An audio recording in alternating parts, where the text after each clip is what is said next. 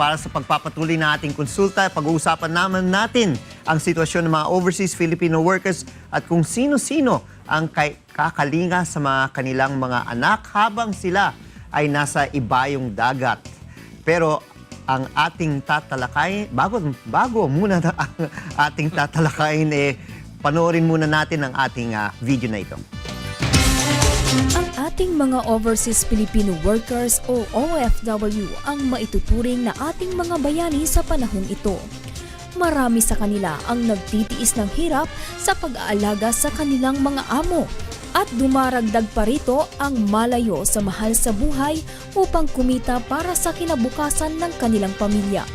Ngunit, sino naman ang kakalinga sa mga anak ng ating mga OFW?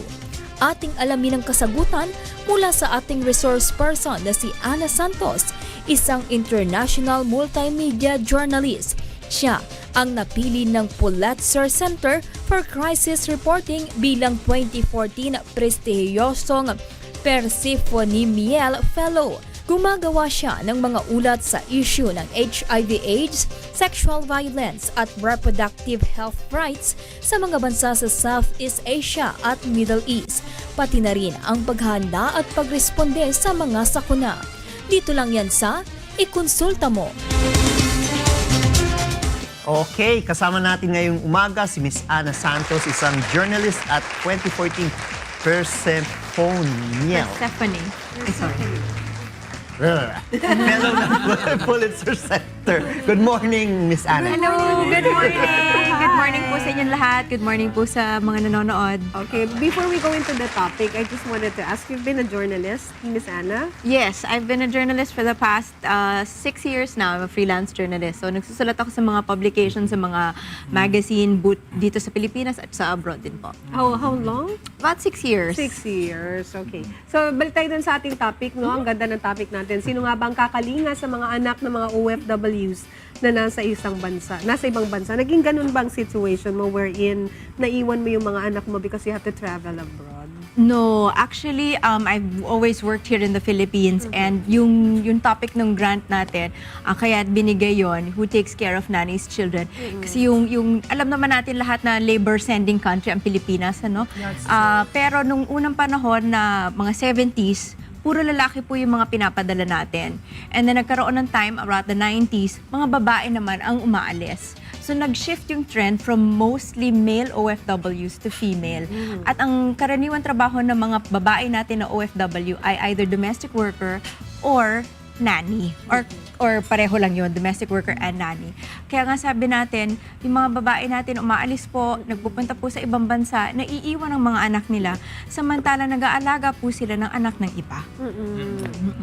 Ang sad nga yung instead na ikaw yung mag-aalaga ng anak mo, nag-aalaga ng iba. Iba yung nag-aalaga. So, sino nga bang dapat ngayon kumalinga sa mga anak ng mga OFWs na naiiwan sa ating bansa?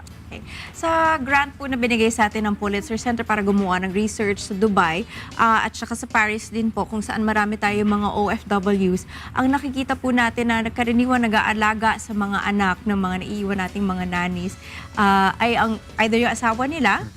At kaya nga may nagbabagong segment na ngayon na kailangan din natin pag-aralan, the men who are left behind.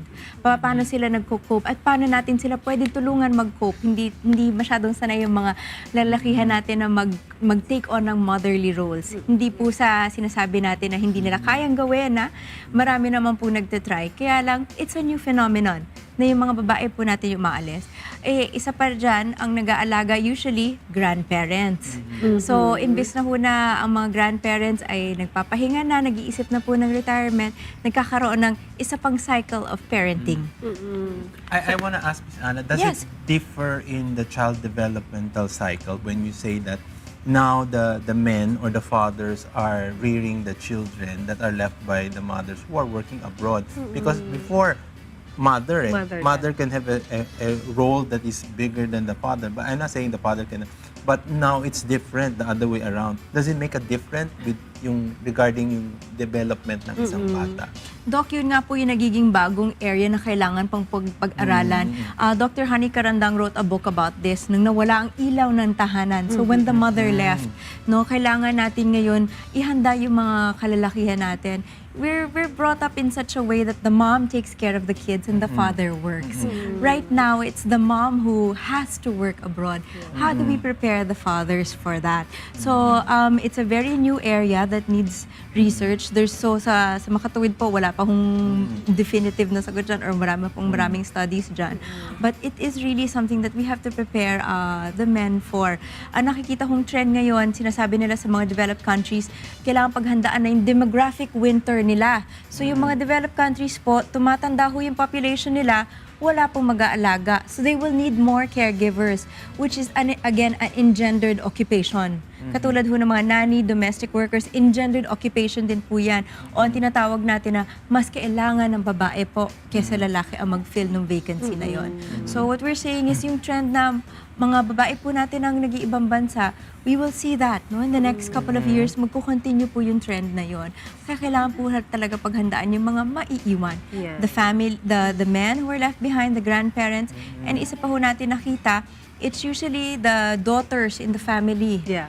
No, na tumata yung nanay. So, Elder. kaysa, Eldest. kahit hindi po siya yung eldest, basta po siya yung eldest na babae, may kuya man po siya. Again, it's our gender roles, yung katulad ng sinasabi ni Ninang Risa kanina, culturally may acceptance tayo na yung mga babae ang magsa-step up to take care of the household.